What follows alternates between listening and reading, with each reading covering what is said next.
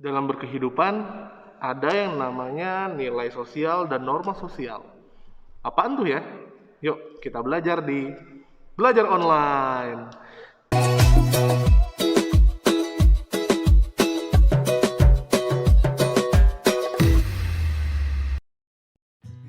Action. Hai, Kisanak semua, kembali lagi di channel YouTube ini. Semoga Kisanak semua senantiasa dalam perlindungan Allah Subhanahu wa taala dan diberikan kesehatan, apalagi di tengah kondisi COVID-19 yang belum juga mereda sampai saat ini. Oke, teman-teman semua, sebelum kita lanjut videonya, jangan lupa yang belum sholat, silakan sholat dulu karena sholat merupakan hal yang utama bagi kita di atas muka bumi. Kalau udah sholat, yuk kita nonton. Oke, ya teman-teman, kemarin aku sebelum menjelasin tentang nilai dan norma hari ini, aku udah minta teman-teman nyari tahu apa itu nilai atau apa itu norma. Menurut teman-teman lebih pentingan mana sih, nilai atau norma gitu ya? We don't know gitu ya. Terus pentingan mana nih kira-kira? Pentingan nilai atau pentingan norma? Oke, sekarang coba kita mulai pembelajaran kita hari ini.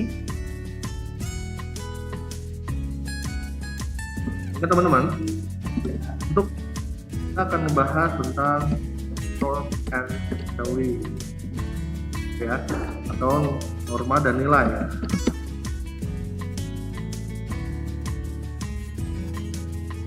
Seperti biasa, sebelum kita cari tahu what is lebih lanjutnya, kita cari tahu dulu definisinya norma itu apa. Alica, kemarin setelah nyari tahu norma itu apa sih? Nggak, Ustaz.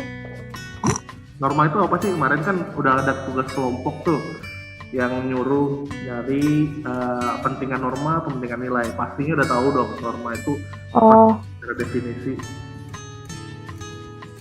Norma tuh yang kayak peraturan yang udah ditetapkan gitu loh, yang harus ditaati oleh masyarakat. Pokoknya yang udah ada dari sana gitu.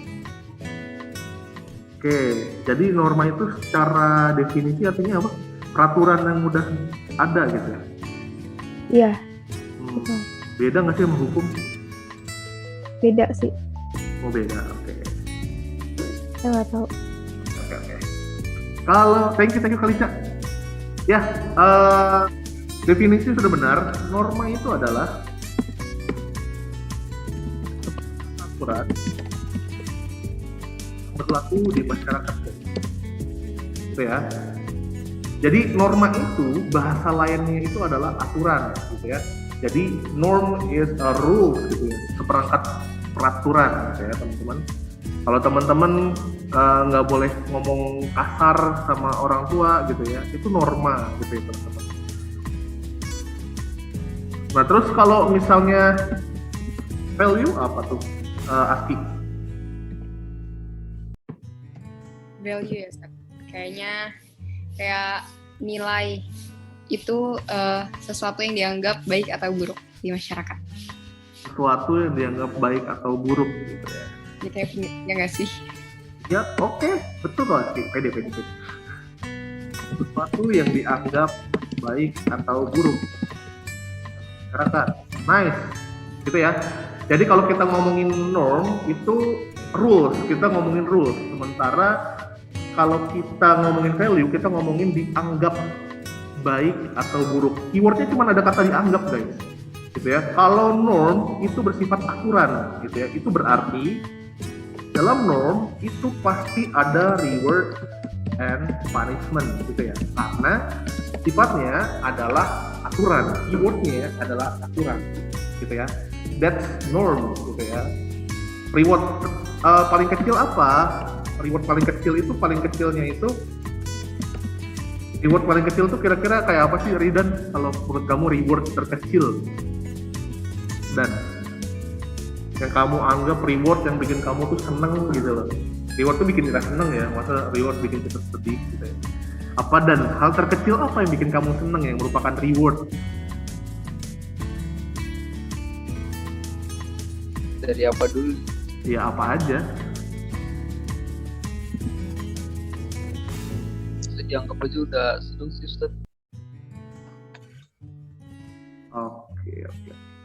Aku tanya, coba tanya yang lain dan tanya siapa Ridan, mau nanya siapa nih?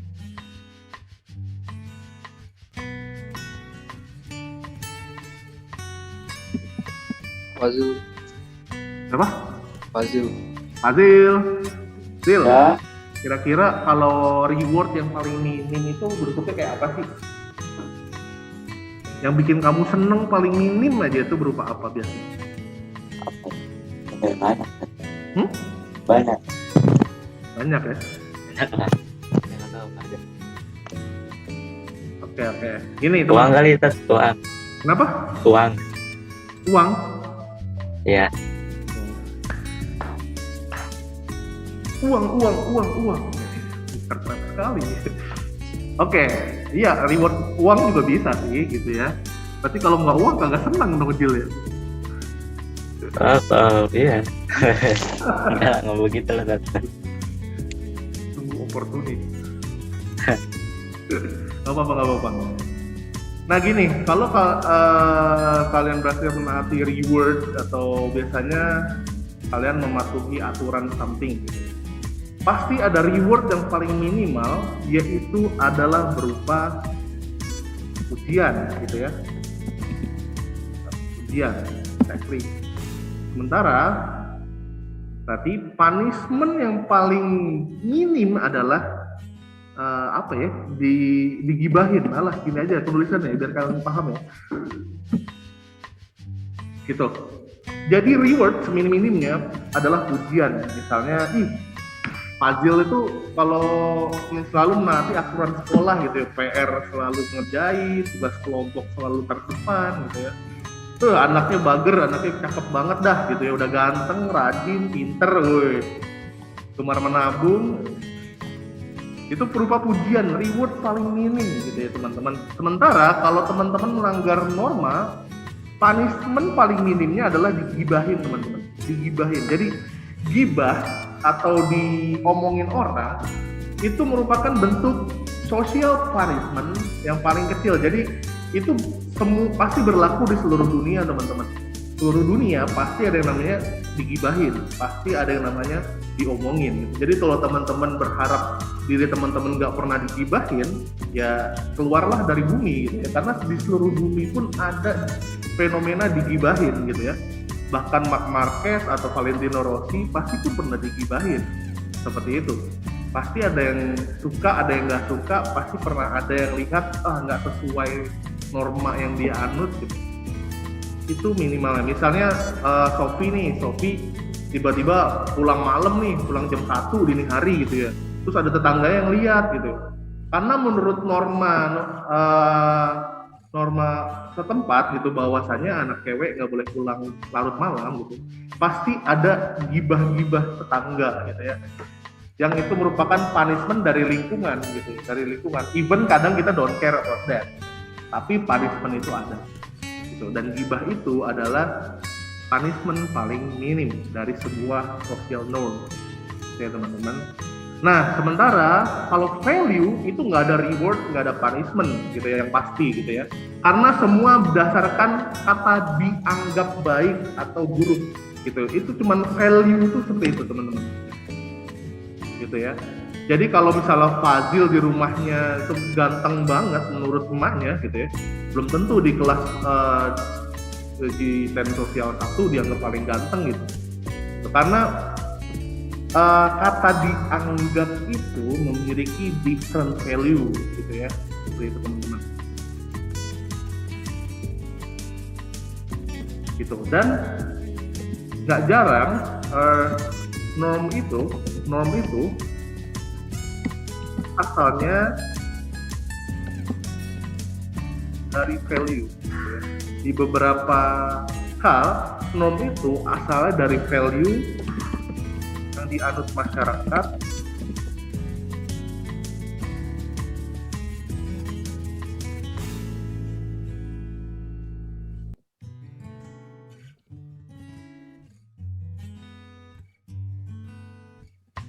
ini. Jadi value itu kan sesuatu yang dianggap baik atau buruk gitu ya teman-teman.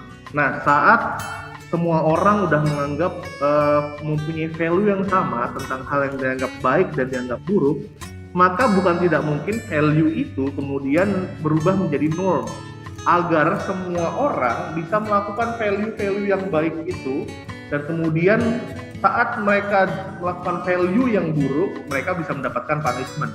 Karena kalau value tidak berubah jadi norm, maka nggak akan pernah dapat punishment. Even you ngelakuin hal buruk sekalipun, kalau itu masih sekedar value, you will not get punishment, gitu ya teman-teman. Makanya kadang beberapa aturan-aturan itu dibuat dari nilai-nilai yang berlaku di masyarakat di tempat tersebut atau di negara tersebut. That's the difference and the definition of norm and value. Gitu ya teman-teman.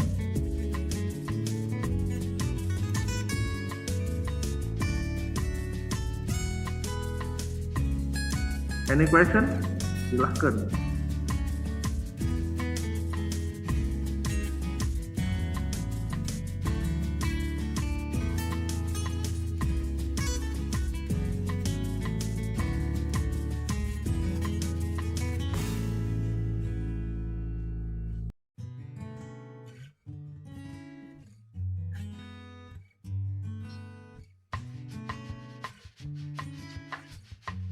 Oke, apakah ini question? Apakah ada yang bertanya?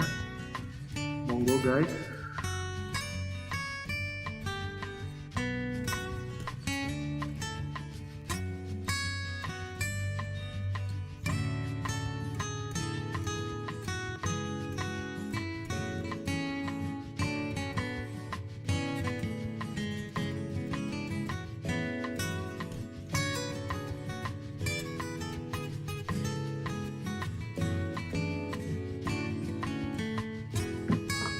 Yap, kalau nggak ada yang ditanyain, skuy kita beralih ke topik berikutnya, teman-teman.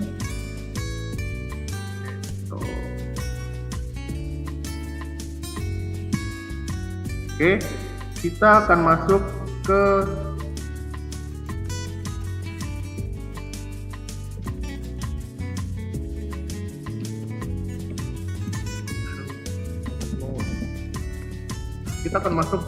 ke fungsi dari norma itu sendiri, teman-teman.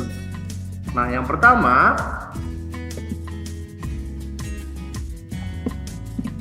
untuk menjaga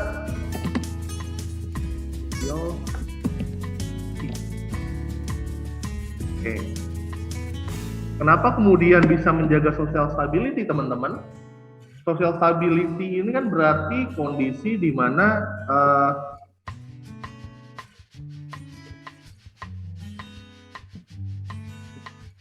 hal-hal buruk atau hal-hal, ya kan gitu ya, hal-hal yang dianggap buruk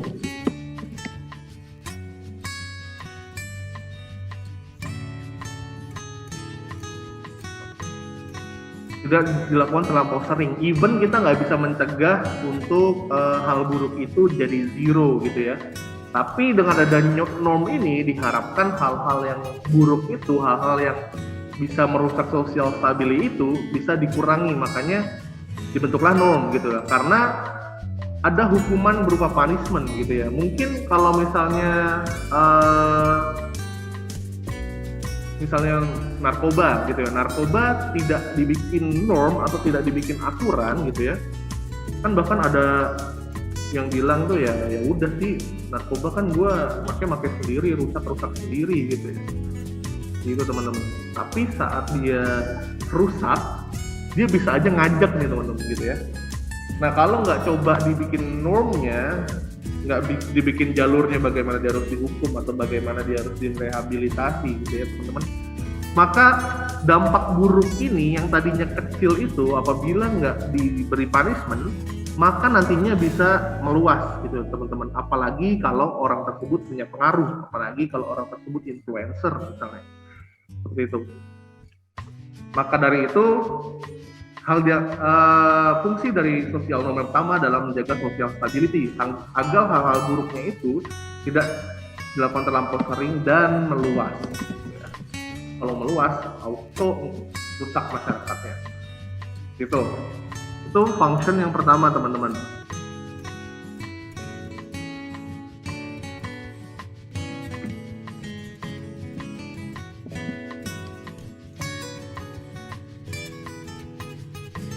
kedua, dijadikan pedoman tingkah laku masyarakat gitu ya. Jadi masyarakat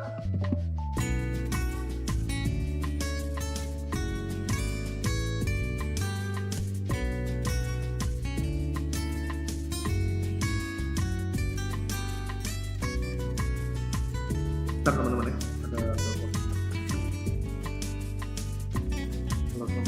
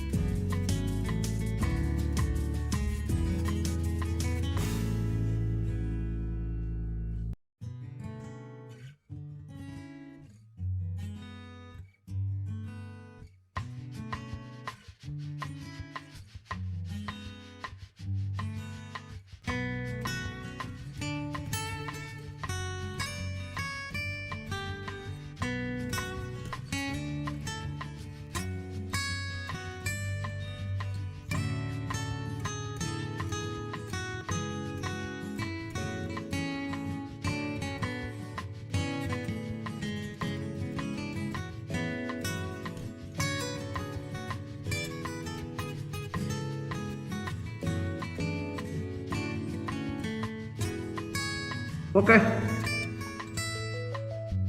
Mohon maaf semua teman-teman. Ada Bella tadi telepon, takut urgent. Oke.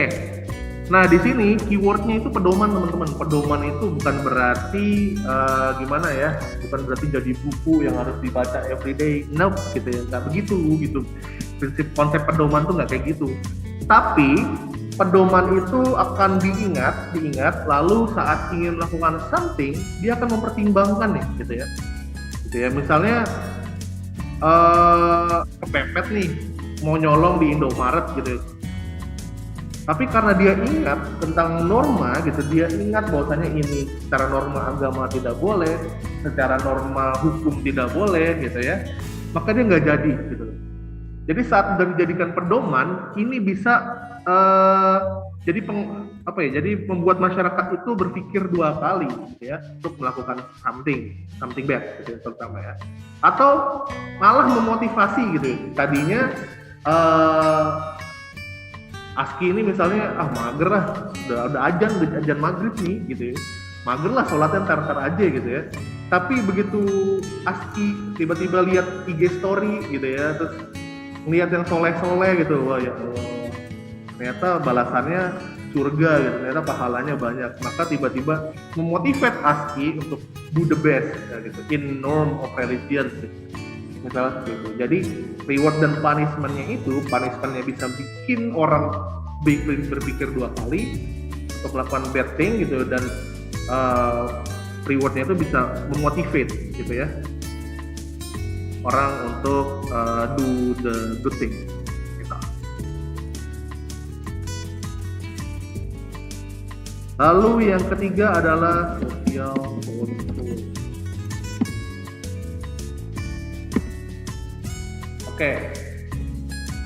Social control ini adalah merupakan hasil dari adanya saat norm menjadi pedoman, lalu menjadi kestabilan sosial gitu ya teman-teman, yang kemudian bisa mengontrol pola perilaku seluruh masyarakat gitu ya. Jadi social control ini apabila pedoman tadi sudah diterapkan atau dianut masyarakat luas gitu ya. Jadi bisa jadi social control. Kalau tadi kan saat menjadi pedoman tingkah laku itu baru jadi self control gitu ya. Gitu ya teman-teman. Kalau ini kan baru jadi self control. Nah, saat udah diikuti atau udah diterapkan oleh all of us gitu ya. Misalnya kalau di G10 Social One misalnya Fauzan doang yang taat hukum misalnya, itu baru jadi self controlnya Fauzan. Tapi kalau udah satu kelas itu maka menjadi social control gitu ya, not just self control gitu teman-teman. Dan social control ini kemudian bisa membuat sebuah masyarakat yang bernama social order atau keteraturan sosial. Keteraturan sosial ini seperti apa? Dimana saat teman-teman melakukan good things dan menjaga diri dari bad things, itu udah nggak disuruh, udah nggak diancam, udah nggak ditakut-takutin apa-apa lagi gitu ya. Jadi saat disuruh sholat itu udah kagak ditakut-takutin bakal masuk neraka gitu, tapi udah sholat aja udah los gitu mas. Gitu. Itu udah namanya social order gitu ya. Atau saat teman-teman rajin belajar gitu ya, nggak usah dipaksa lagi, takut-takutin yang rapotnya jelek gitu. Tapi udah sadar kalau gua males sekarang, maka gue akan kerja kerasnya di hari tua gitu teman-teman. Jadi udah sadar dan udah teratur sendirinya gitu, udah by system gitu. Maka itu disebut social order, keteraturan sosial gitu ya. Semua bad things udah tercegah sendirinya, semua good things sudah berjalan sendirinya. That's called social order gitu teman-teman. Oke, that's the function of social norm gitu ya. Dari norma sosial guys.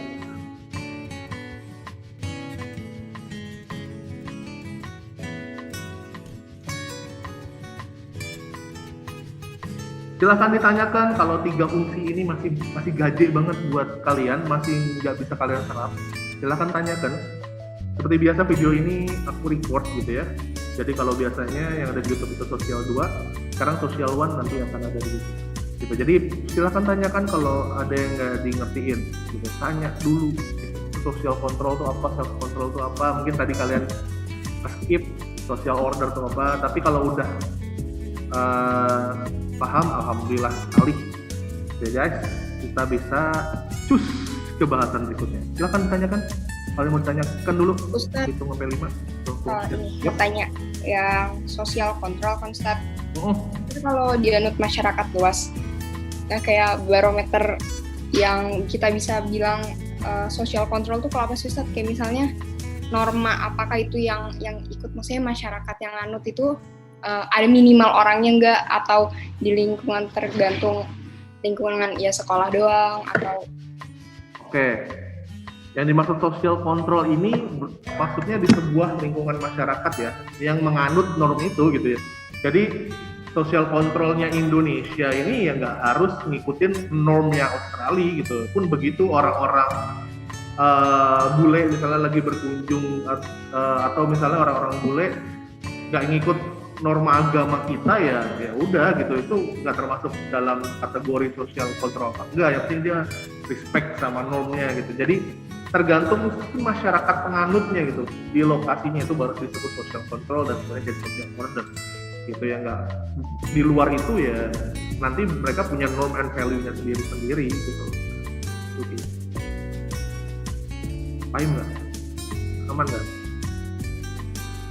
Oke. Tipe. Sekarang kita masuk time of social norm. Ya, kita masuk ke macam-macam kelah Allah Akbar. Norma sosial.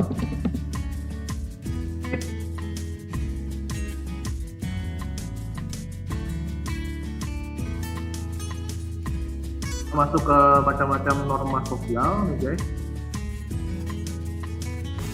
Aras, ada berapa nih kira-kira norma sosial? Aras, tahu nggak ada berapa? Kemarin ikut diskusi nggak sama teman-teman kelompok?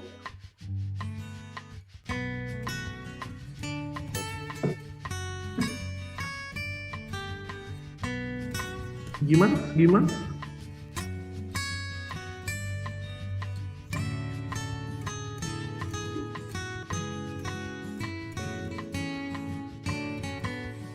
Oke, ini teman-teman aku langsung aja ya, biar kita efisien waktu. Aras tadi ngomong nggak sih? Tuh, gue nggak denger ya. Tadi padahal udah, tapi kayaknya udah unmute ya.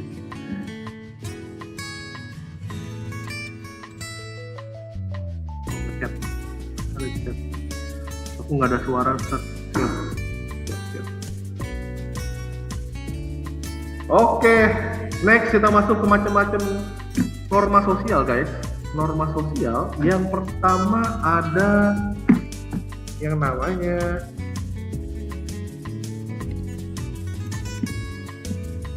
religion norm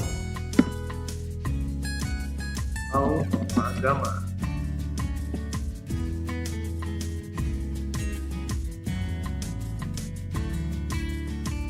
Oke, norma agama ini teman-teman, religion norms ini ya, kenapa agama kemudian tidak masuk ke value tapi masuk ke norms gitu ya? Karena dalam setiap agama ada aturan reward and punishment-nya gitu ya teman-teman.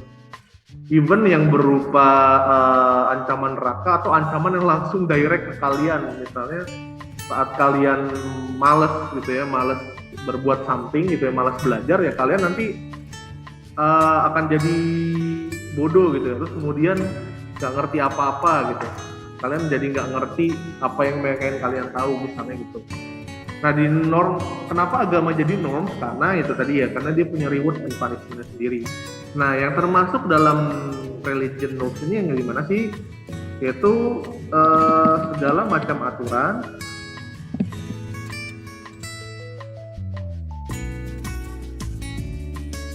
yang asalnya dari kitab suci atau Tuhan, teman-teman.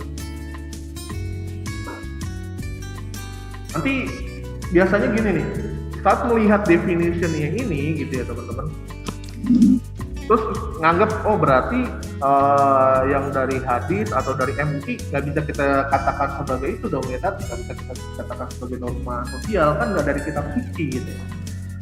Oke, sementara di Islam sendiri diatur teman-teman bahwasanya sumber hukum itu ada Al-Quran, ada hadis, dan ada ijma ulama gitu ya teman-teman. Yang di Indonesia ini namanya Majelis Ulama Indonesia gitu. Jadi itu termasuk sumber hukum bagi religion norms bagi umat Muslim di Indonesia. Bagi umat Kristiani, umat Hindu, Buddha gitu ya, itu beda-beda lagi religion norms-nya gitu ya teman-teman.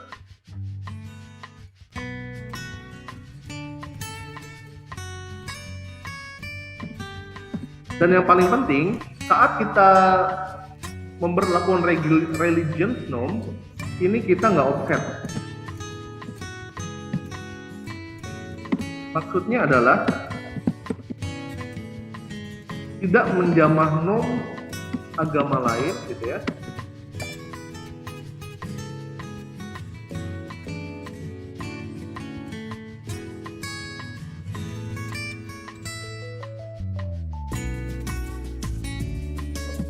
Kecuali memang dalam forum-forum tertentu, bukan nggak boleh sama sekali gitu ya kita ngomongin tentang agama lain gitu, bukan nggak boleh sama sekali. Tapi apabila memang forumnya itu adalah forum agama atau forum diskusi lintas agama, ya mau nggak mau itu diskusi antar religion norm gitu ya. Tapi saat teman-teman ada di forum yang publik gitu ya, yang di situ ada agama Kristen, ada agama Hindu, ada agama Buddha, lalu teman-teman ngomongin tentang religion norm Islam sendiri gitu ya, memaksakan religion norm Islam kepada orang-orang selain Muslim gitu ya, itu sesuatu yang salah secara sosial gitu ya teman-teman. Tapi kalau teman-teman misalnya ngajak sesuatu yang memang dianut oleh Muslim, tapi ke teman Muslimnya sendiri gitu ya, itu nggak apa-apa gitu ya, itu nggak melanggar religion norms gitu ya. Jadi di religion norms ini jangan sampai offset gitu ya, jangan sampai offset di mana saat kita membahas dosa seorang agama Kristen tapi dari sudut pandang agama Islam, itu sesuatu yang salah ya teman-teman. That's the wrong way gitu ya. Gitu. Kecuali memang forum-forum diskusi gitu ya, seperti forumnya Zakir Naik atau di forum-forum diskusi lintas agama itu banyak gitu ya. Memang itu forumnya. Tapi kalau misalnya forumnya lagi forum di kelurahan atau di kantor gubernur atau di kantor manapun kita mengomentari sebuah rules dalam agama lain, tentunya melanggar norma gitu. Oke, yang pertama religion norms yaitu segala aturan yang berasal dari kitab suci atau dari Tuhan. Tuh, teman-teman. Lalu berikutnya teman-teman, ada yang namanya norma kesusilaan. Kalau teman-teman dengar kata kesusilaan, teman-teman bayangannya apa nih? Gani, norma kesusilaan tuh kayak apa sih Gani? Kalau dengar kata susila tuh kayak apa sih yang dipikirin gitu?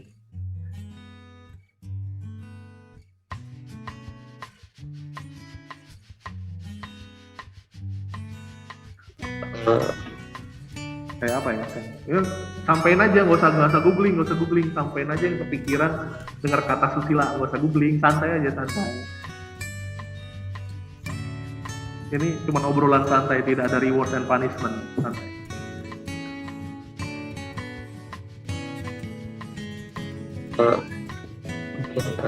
Perilaku. Iya, kalau dengar kata susila itu biasanya dengar di mana sih biasanya?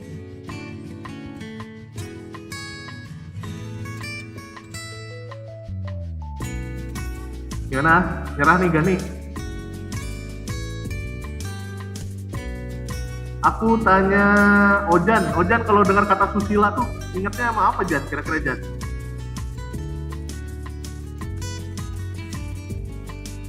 Nggak ada, Cat.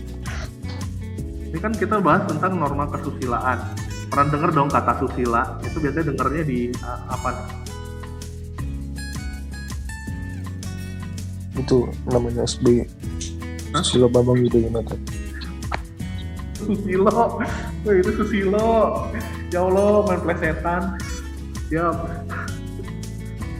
Oh, Itu aja sih. Oke. Ustadz, aku boleh jawab nggak? Boleh loh. Stop. Apa tuh susila? Kasus-kasusnya aja ya, contohnya. Iya. Kayak misalnya gimana ya, berhubungan di tempat umum gitu, itu kan melanggar kan, kayak berpakaian yang misalnya pakai bikini terus jalan di tempat umum yang bukan tempatnya, itu kan melanggar norma kesusilaan kan. Oke. Thank you Alia.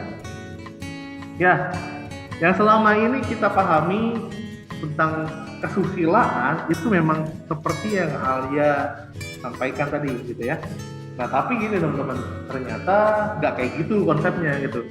Kadang kita kalau ngomongin kesusilaan itu kita berhubungannya seolah-olah dengan free sex, tentang cara berpakaian gitu ya. Padahal biasanya yang melanggar ini gitu ya, yang melanggar norma kesusilaan ini biasanya disebutin namanya tindak asusila. Ya, kata A ini berarti kan artinya tidak atau di luar gitu, di luar dari norma-norma kesusilaan. Nah, sesungguhnya apa sih norma kesusilaan itu teman-teman? Gitu ya, sehingga kalau melanggar itu disebut tindak asusila, gitu ya, tidak sesuai dengan norma kesusilaan. Nah, sesungguhnya teman-teman, norma kesusilaan ini adalah norma yang dasar hukumnya berasal dari hati nurani. Dari hati nurani, nggak pakai rakyat ya, nggak pakai rakyat nih, hati nurani doang guys itu. Kalau pakai rakyat jadi partai. Nah, berasal dari hati nurani gitu ya. Makanya kita sering dengar kalau tindakan asusila itu nih teman-teman, itu biasanya yang selalu dikonotasikan itu adalah pemerkosaan, pencabulan gitu misalnya, atau kekerasan pedofilia gitu. Ini kan lagi rame ya tentang pedofilia, tentang pelecehan seksual kayak gitu. Itu kita akan berpikirnya ke situ terus teman-teman, karena memang sesuatu hal kayak gitu di luar dari hati nurani kita ya teman-teman gitu. Karena saat perbuatan tersebut dilakukan secara paksa atau dilecehkan, direndahkan, itu memang sangat bertentangan dengan hati nurani manusia. Tapi sesungguhnya tindakan yang melanggar yang termasuk tindak asusila itu tidak hanya sebatas pelecehan seksual gitu ya, perkosaan, pencabulan, nggak sebatas itu doang gitu ya. Tapi juga tindak rasisme gitu ya, main fisik gitu ya. Ini yang suka main fisik nih ya gitu ya. Itu juga melanggar norma kesusilaan teman-teman, karena tidak sesuai dengan hati nurani gitu. Misal gini, kalian punya temen yang warna kulitnya sedikit gelap gitu ya, lalu kalian manggilnya hitam gitu kan, ya Allah gitu kan. Itu melanggar norma kesusilaan. Why? Karena itu telah melukai hati nuraninya dia pastinya gitu dong, melukai hati nuraninya dia. Mungkin dia nggak mau terlahir sebagai orang yang hitam misalnya, atau dia tidak pengen jadi terlahir sebagai orang yang pendek misalnya. Saat kita katakan bogel gitu karena dia pendek misalnya, dia nggak ingin hal itu terjadi dan dia ingin dia dianggap sama dengan orang lain gitu. That's called hati nurani gitu ya teman-teman. Nah, saat teman-teman melanggar hati nurani tersebut gitu ya, teman-teman sudah melakukan tindak asusila gitu teman-teman sudah melanggar yang namanya norma asusilaan gitu ya teman-teman. Makanya rasisme itu sering mendapatkan punishment berupa bullying secara global gitu. Jadi kalau orang yang rasis itu biasanya udah dimusuhin secara global gitu. Even pelakunya tuh masih banyak banget di sekitar kita, apalagi yang main fisik gitu ya. Saat kita ngeliat fisik orang rada gemuk atau rada pendek atau terlalu tinggi gitu ya, kita sering ngatain hal semacam itu, sesungguhnya kita sudah melanggar norma kesusilaan gitu ya. Kalau misalnya nanti lama-lama makin banyak yang sadarkan hal ini, bukan nggak mungkin norma kesusilaan ini akan dirancang atau diubah menjadi norma hukum yang berlaku di negara gitu ya teman-teman. Itu disebut norma kesusilaan yang asalnya hati nurani, jadi nggak cuma sekedar pencabulan dan lain-lain ya gitu.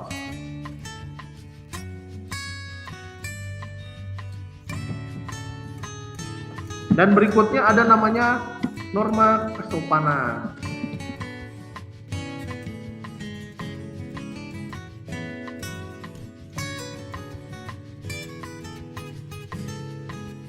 Nah, ini biasanya berkaitan sama aturan berperilaku atau berpenampilan gitu ya teman-teman. Biasanya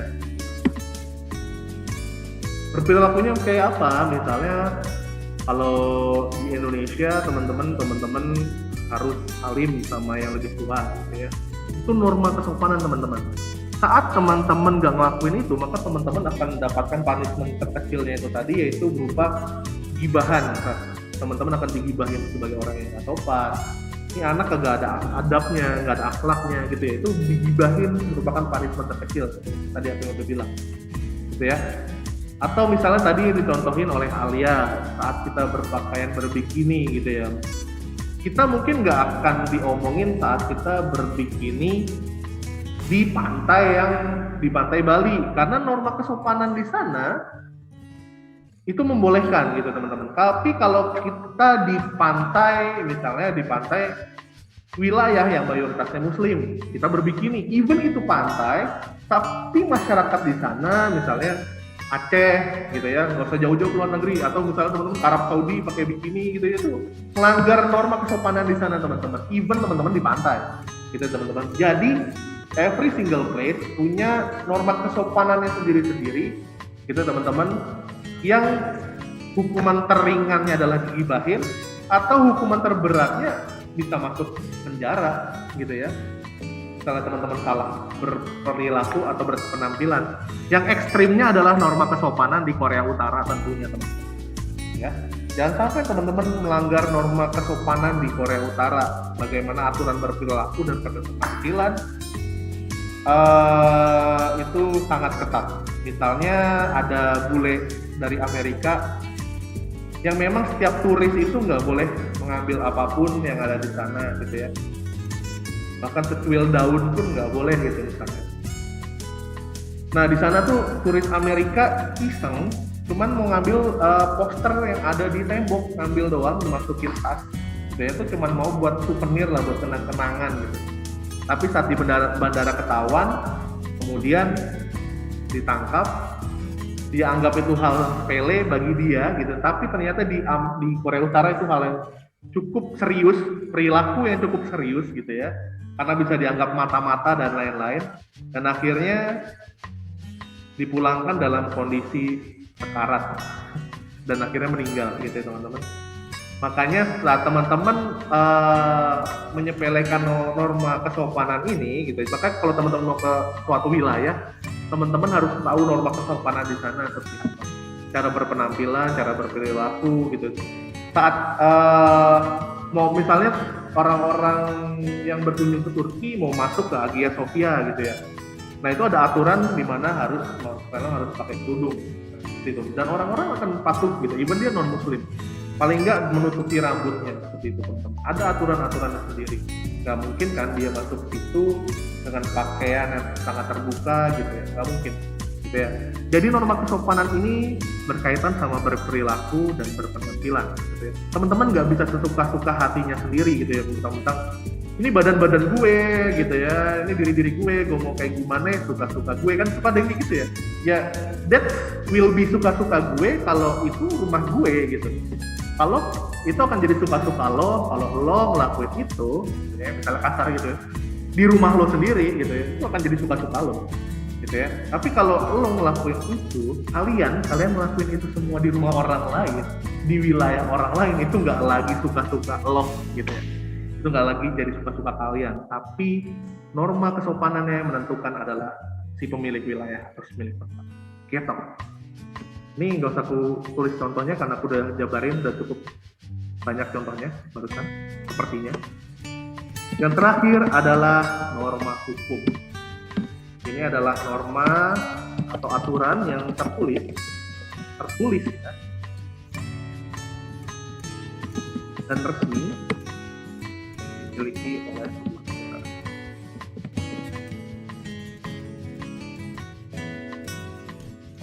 Dan punishment-nya itu paling ringan. Punishment itu bisa berupa denda, penjara, atau bahkan nyawa. Ini kalau udah main sama hukum, karena sifatnya tertulis dan resmi.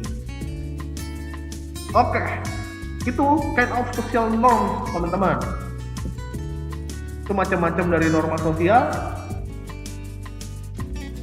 Silakan teman-teman menanyakan apa yang masih nggak dimengerti ini dari 4. Jadi ada 4 social norm. Ada religion atau agama, ada kesusilaan, ada kesopanan, ada hukum. Jangan sampai ketukar kesusilaan dan kesopanan gitu, karena kesusilaan tuh banyak banget yang salah paham akibat ya nonton berita tuh yang dianggap tindak asusila tuh yang itu aja. Jangan sampai salah paham. Oke, silahkan yang mau ditanyakan, monggo.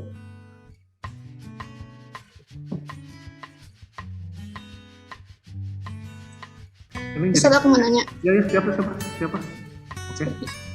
Sofi ya? Mau nanya yang tentang norma agama. Kan kalau norma agama itu kan contohnya kayak nggak boleh rasisme gitu ya? Yang nggak boleh rasisme itu kesusilaan. Oh, itu kesusilaan ya? Ya kenapa? Kalau norma agama itu nggak boleh rasis sama agama lain, terus kalau misalnya rasisnya itu ada di dalam satu agama itu sendiri, itu gimana Ustaz? Maksudnya kayak orang-orang tuh menghakimi kalau kelompok A masuk neraka, kelompok B itu sesat, terus kelompok C gimana gitu, terus kayak saling menghakimi gitu. Oke, thank you Sophie. Oke, aku ngerti maksudmu, itu bukan rasisme ya. Oke. Rasisme itu yang berhubungan sama ras ya teman-teman. Ini berkait. Nah, maksudnya teman-teman itu mungkin lebih cenderung fanatisme kelompok gitu ya, atau ya gini, maksudnya gitu ya, Sophie ya, berarti ya fanatisme ya, misalnya, gua golongan tertentu nih, gua Islam ini nih, lu Islam ono gitu ya misalnya, atau gua Kristen ini, lu Kristen ono gitu. Oke. Every single religion gitu ya, dalam setiap norma-norma agama memiliki standar yang berbeda tentang kata menyimpang gitu ya teman-teman. Nah, maybe misalnya di Kristen pun gitu ya, yang paling awalnya itu kan paling murninya mereka mengklaim kalau itu Katolik, sementara Kristen itu banyak alirannya. Yang kita tahu mungkin Protestan, sementara banyak banget ada Evangelikan, ada Kristen-Kristen yang lain gitu ya. Nah, mungkin kita pernah lihat di fenomena misalnya kalau di Islam sendiri selama kalian bertuhankan Allah dan bernabikan Muhammad Shallallahu Alaihi Wasallam gitu ya, itu tetap termasuk golongan Islam dan haram hukumnya untuk menjatuhkan satu sama lain gitu ya, gitu. Tapi saat udah punya nabi sendiri, misalnya Ahmadiyah gitu ya, yang punya nabi Mirza Ghulam Ahmad gitu ya, dia bukan Muhammad tapi Mirza Ghulam Ahmad, orang India gitu ya.